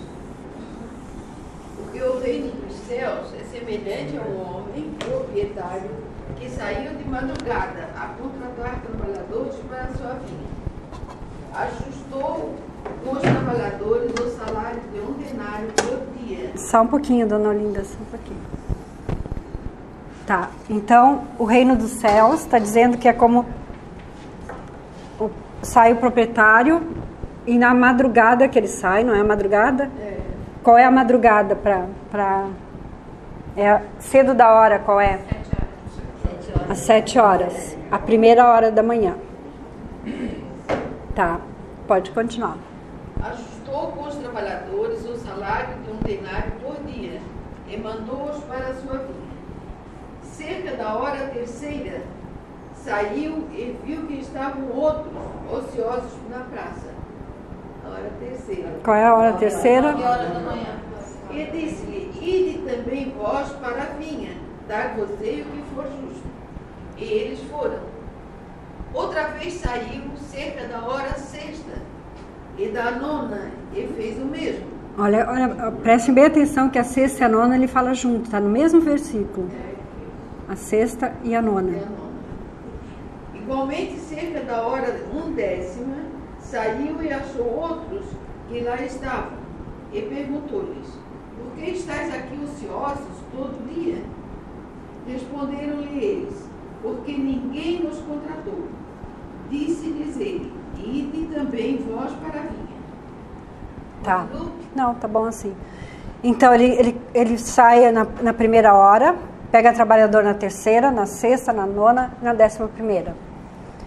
Agora eu vou propor para vocês de novo colocar aqui os marcos que a gente tinha visto naquele grande marco que eu coloquei antes, tá? Nós vamos colocar a primeira hora, quando que começa. Aqui está a parte escura da hora, à tarde, está escuro. Aqui começou a amanhecer. O escuro da hora, para nós, está relacionado com o quê? Com o tempo de trevas. Aqui se cumpre, no final, Daniel 11:40, que a gente tinha visto, 40b. Termina o tempo de trevas e começa o entendimento de Daniel 11:40, 45. Então, esse proprietário sai na primeira hora para pegar o trabalhador. Essa primeira hora eu vou dizer para vocês que é 1989, que é quando começa cedo da hora, quando começa, que termina o período de trevas, o período da noite. E vamos colocar em sequência os outros marcos, tá? 1989, qual foi a sequência do outro marco que a gente viu? 11 de setembro. 11 de setembro. Depois eu falei para vocês que a gente tem que ter também, porque trabalhadores da vinha, a vinha o que é? É o campo, é a igreja de Deus. Então eu disse para vocês que nós vamos ter meia-noite, e clamor da meia-noite. Então eu vou colocar aqui um marco de meia-noite e vou colocar aqui o marco do clamor da meia-noite. E aqui, peraí, desculpa, deixa eu ver, é isso mesmo. O decreto dominical. Acho que tá certo. Tá tudo certo aqui? Acho que tá, né? Então eu vou dizer para vocês que em 1989, esses trabalhadores que foram chamados foram os primeiros que começaram a entender essa mensagem que Deus tem para esse tempo, que foram os sacerdotes. Então aqui começou o tempo do fim para os sacerdotes. O tempo do fim. Em 11 de setembro, é quem está entendendo essa mensagem. É para quem vai fechar a porta da graça antes. Então, quem está aqui já sabe. Já está avisado. Já está avisado.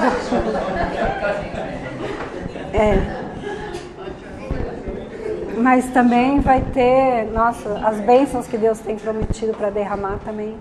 Então, 11 de setembro eu vou propor para vocês também um estudo separado que começa o tempo do fim para os levitas.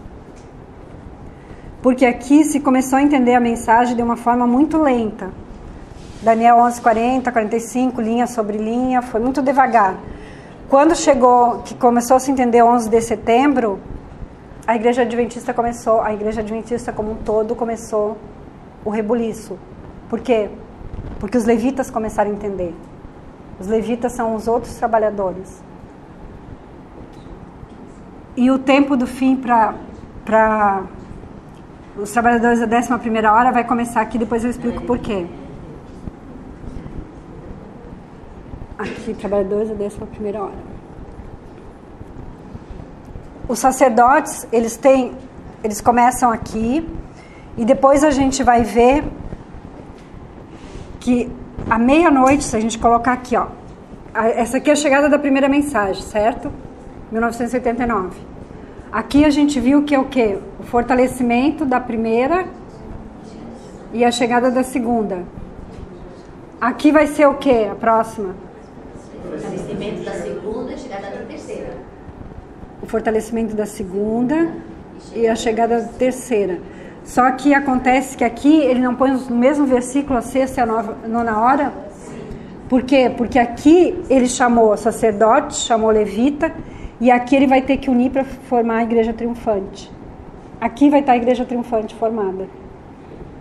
Desculpe a minha ignorância, eu já perguntei dos sacerdotes, mas vou perguntar agora dos levitas. É o que? A igreja invisível? Quem são? Não, a igreja invisível é a igreja triunfante. E quem são os sacerdotes? Sacerdotes é quem está entendendo essa mensagem. Quando tu começa a ter a responsabilidade, é adventista. Quando tu começa a ter a responsabilidade, os levitas também são. Lembra que para purificar o templo tem sacerdote, tem levita, todos eles são o povo de Deus. São os judeus, são os que podem trabalhar no templo. Uns no pátio e outros. Isso, só que quando tu passa a entender essa mensagem, tu interioriza ela, que tu come o livrinho, que tem também outra palestra sobre isso, que tu come o livrinho, que tu entende e que tu sai para proclamar ela, tu passa a ser sacerdote. E aí tu vai proclamar para quem? Por onde que fecha o juízo? Por onde que começa o juízo?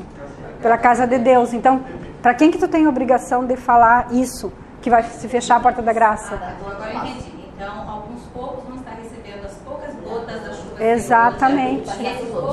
Esses poucos vão estar espalhando. Vão estar espalhando. Os outros têm do povo de Deus. Exatamente isso. Nossa, exatamente isso. Mas não tem tempo específico esse tempo do... Começa o tempo do fim, mas tem um tempo específico para que ele termine? Tem. Então, o tempo do fim para os sacerdotes começa aqui, depois eu vou fazer a linha, tá? Eu acho que eu já vou fazer a linha para... Aqui deu mais ou menos para entender quando começa o tempo do fim, né? Termina de explicar essa parte ali da hora nona lá da coisa.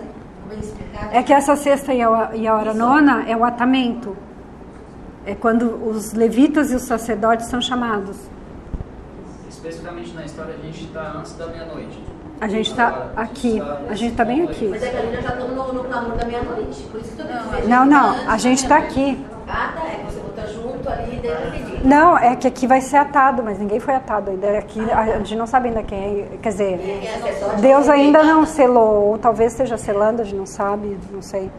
Mas não tem nada, só na meia-noite que isso vai acontecer. Aí tem vários outros estudos mais profundos por que isso acontece, tá, na meia-noite. Mas aqui, ó, que eu vou dizer para vocês, para os sacerdotes, termina no clamor da meia-noite. Aqui, simbolicamente, a porta da graça vai se fechar. Para os levitas, termina no decreto dominical. Por quê? Porque no decreto dominical, os adventistas, o caráter vai ser revelado. Ninguém mais vai decidir quando acontecer o decreto dominical, eu vou guardar o sábado, ou eu vou ser... Não, tu tem que te preparar antes. O tempo de preparação do dia do Senhor é o 6º dia, tu te prepara na sexta, não no sábado. Quando entra o sábado, tu já tem que estar preparado. E o que é o decreto dominical? É o dia... Todo mundo sabe, como adventista, que o decreto dominical é o dia do Senhor, que é quando tu vai ter a guarda do sábado e do domingo, vai ser a marca da besta. É o dia do Senhor. Então, até aqui, tu tem que estar preparado, quem é adventista. Quando chegar o decreto dominical, não tem mais, sabe? O caráter, a Ellen White disse que no tempo de crise, o caráter é revelado, ele não é formado. Então, esse negócio, eu vou esperar, porque daí quando sair o decreto dominical eu decido, eu vou me preparar, não existe isso. Que diz que os tempos vão ser tão terríveis que quem não tiver muito preparado não vai resistir. Então, aí a gente podia dizer que está se cumprindo aqui Malaquias 4:5, né? Que é: "Vede, eu vos enviarei o profeta Elias." E a gente, muitas vezes, a gente vê a gente aplicando o profeta Elias para o povo de fora, mas Elias e João Batista, que foram segundo Elias, eles nunca foram mandados para fora. Eles foram mandados para... Sim, é isso aí. Não seriam os sacerdotes e os levitas se eles estão encaixados aqui no terceiro Elias. É o terceiro Elias, porque Ellen White ela diz claramente que o terceiro Elias é os mileritas. E nós somos a continuação. Nós vamos fechar o movimento reformatório dos mileritas. Começa com eles e nós fechamos. Tá, Então vamos colocar agora separado a linha do sacerdote e a linha do levita. Quando que eu disse que fecha a porta da graça para os sacerdotes? Peraí. Então, para os sacerdotes, eu vou tentar comparar eles aqui. Para os sacerdotes, o clamor da meia-noite vai ser aqui. Isso aqui é fractal, que a gente chama, que é aquilo que eu falei. Não, é que assim, ó. Isso é fractal. O que vai, tudo que vai, deixa eu explicar como se fosse assim, ó. Tu tem, aqui tu tem, no Brasil são 6 horas. Na Europa é meio-dia. Eu não sei, eu estou dando um exemplo. Na Europa é meio-dia. No Japão são 18 horas. Todos estão vivendo o mesmo momento, digamos, mas em horários diferentes. Sacerdote, levita, trabalhador da 11ª hora, eles vão estar vivendo o mesmo momento, mas espiritualmente de forma diferente. Por quê? Porque se para os sacerdotes eles já estavam entendendo tudo, a Bíblia está se abrindo para eles, que é o que está acontecendo para nós. Eles estão compreendendo tudo que Deus deixou aqui. O momento deles de fechar a porta da graça tem que ser antes, porque eles têm que estar preparados antes. Porque eles junto com os levitas depois é que vão ser o estandarte que Ellen White fala, que vão chamar o povo da Babilônia para junto, para sair da Babilônia. Esse selamento, né? No caso assim, o juízo começou, mas não estão selados. Não, selamento só se vai acontecer aqui. Quando fecha ali é que acabou a oportunidade. Eles podem morrer nesse meio tempo Sim, sim. Estão pregando. Não, o sacerdote pode morrer salvo, não tem nada uma coisa a ver com a outra. Isso aqui é um movimento. Lembra que a Tamenta, ela fala que é o juízo, que é o terceiro anjo. Então, quando acontece o juízo para o sacerdote, que é no clamor da meia-noite, ele já tem que estar com o caráter dele formado. O que eu estou fazendo aqui é só tentando correlacionar, assim, o que é o fechamento da porta da graça para o 11ª, peraí, os trabalhadores da 11ª hora, deixa eu apagar aqui.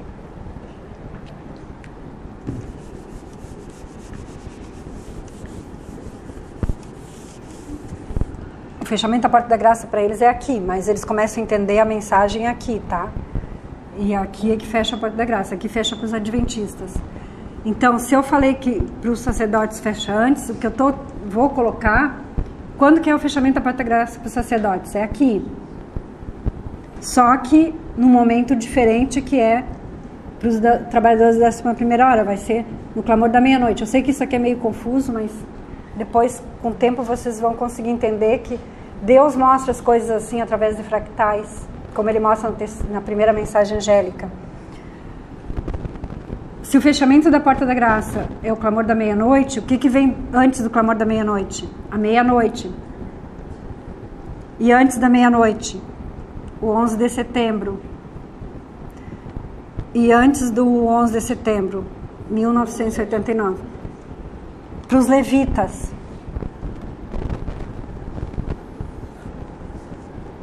O decreto dominical é o fechamento da porta da graça para os levitas. O clamor da meia-noite corresponde à meia-noite dos sacerdotes. Meia-noite corresponde a 11 de setembro dos sacerdotes. E 11 de setembro corresponde a 1900. Lembra que eu falei que o tempo do fim para eles começa em 11 de setembro? Para os sacerdotes, 1989. E para os trabalhadores da 11ª hora vai ser a mesma coisa, fechamento da porta da graça. Antes do fechamento da porta da graça, o decreto dominical. Antes do decreto dominical, o clamor da meia-noite. Antes do clamor da meia-noite, a meia-noite. Tá certo, é isso. Então aqui começa o tempo do fim para eles. Por que começa aqui? Porque aqui, à meia-noite, vai começar várias coisas, que é um estudo que eu ia dar para vocês hoje, mas acho que não vai dar.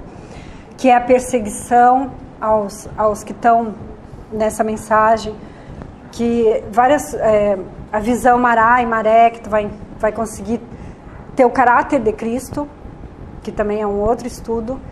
Sacerdotes aqui vão ter que estar com o caráter de Cristo, vão ter que estar com o caráter formado. Não é natureza pecaminosa. A natureza pecaminosa vai existir até a volta de Jesus. É o caráter que Deus quer que nós tenhamos, que é o caráter sem pecado. A natureza pecaminosa é uma coisa, pecado é outra, bem diferente. Então, Mas eu só pergunto, aí, nessas estrelinhas aí, né, que fechou todas lá, está incluso os 144 mil. sim, os 144 mil vão se formar aqui, ó, que são os levitas e os 144 mil, no nosso entendimento de quem está estudando isso aqui, são só adventistas.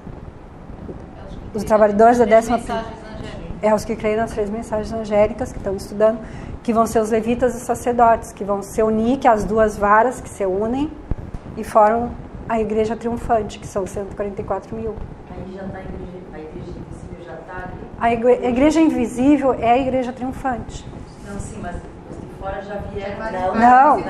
Não, aqui, ó, o que vai acontecer aqui? Aqui vai os sacerdotes e os levitas vão se unir, as duas varas vão se unir. Aí aqui vai haver um pequeno derramamento não, aqui não é derramamento, aqui o que acontece? Deixa eu lembrar. A chuva vem aqui, depois do decreto. A chuva serôdia vai ser derramada com grande depois do decreto. Aí depois do fechamento da porta da graça vem as 7 pragas e a grande angústia de Jacó. Sim, o que acontece aqui é uma angústia pequena de Jacó, porque vai começar as perseguições. Esse decreto é universal ou é apenas dos Estados Unidos? Esse decreto é o dos Estados Unidos. Dos Estados Unidos, não É o decreto dominical. Mas antes... Ele vai ser universal depois. Posteriormente universal. Sim, depois. Mas é depois. É o decreto de morte também, depois. Mas assim, na Bíblia a gente vai ver, por exemplo, principalmente pelo livro de Esther, que é um livro extremamente profético, que nós vamos ter decretos pequenos aqui também, que vão atingir os sacerdotes, os levitas, e para o final vai vir o decreto dominical. Antes aqui, lembra que eu falei para vocês que teve um proxy war aqui antes de 1989? Que é antes do movimento reformatório dos adventistas em geral. O tempo do fim para os trabalhadores da 11ª hora começa na meia-noite. Antes da meia-noite também existe uma proxy war. O que é proxy war? É aquela guerra por procuração. Alguém sabe onde está acontecendo isso hoje? Na Síria. O que está acontecendo na Síria? Você sabe como é que começou? Rússia. E a Rússia, vocês estão brigando lá, mas... Então, o que aconteceu foi assim, na primavera de 2014, tinha 4 países, Tunísia, Líbia, Egito e a Síria, que tinham ditadores, e aconteceu na Tunísia, vocês devem lembrar, em 2014, um rapaz que colocou fogo no próprio corpo para chamar atenção, não para chamar atenção, que não é assim que se chama atenção, mas ele pôs fogo no próprio corpo para fazer um protesto, porque eles estavam se sentindo pressionados pelos ditadores. Isso aconteceu na Tunísia. Só que ele nunca pensou que ia ter a repercussão que teve. Quando ele fez isso, começou a ver um monte de protesto e o povo começou a se unir e ir contra os governos autoritários da Tunísia, da Líbia, do Egito e da Síria. Na Tunísia, acho que foi deposto o presidente. Na Líbia foi morto. No Egito foi deposto. E quando chegou na Síria, o que aconteceu?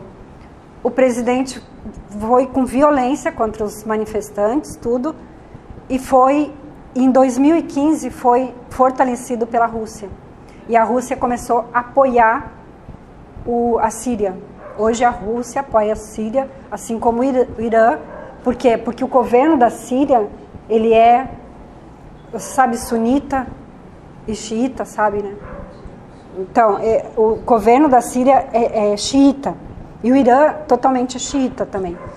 E os sunitas, eles querem depor ele, que são guerrilheiros. E aí quando aconteceu isso e o governo foi forte contra os que estavam fazendo a manifestação, teve alguns do exército do governo da Síria que se rebelaram e foram contra o governo, que são chamados Exército Livre. Exército Livre da Síria, uma coisa assim. Aí o que aconteceu?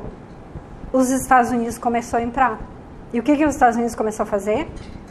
Apoiar esse Exército Livre. Esse Exército Livre não era tão forte, já tinha lá o Estado Islâmico, que saiu da Al-Qaeda, e esse Estado Islâmico começa a roubar armas desse Exército Livre, que foi dado pelos Estados Unidos. Então, indiretamente, o que os Estados Unidos está fazendo de novo? Fortalecendo os terroristas novamente. E a Rússia, o que está fazendo?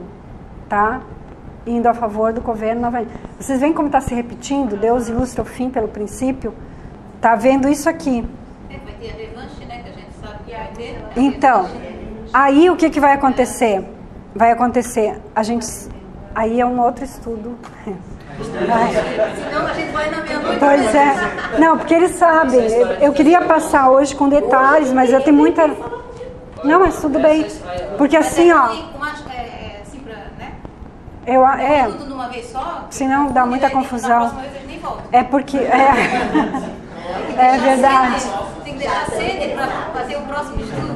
Eu vou fazer assim, ó. Eu vou deixar o site aqui. Vocês vão entrar e pegar o básico.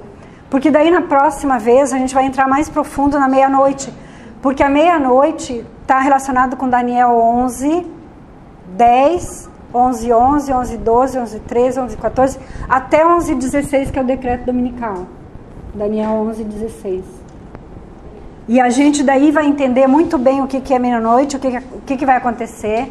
Que o rei do sul, que hoje é a Rússia, vai ir contra o rei do norte, que é os Estados Unidos. A história se repete. Daniel 11.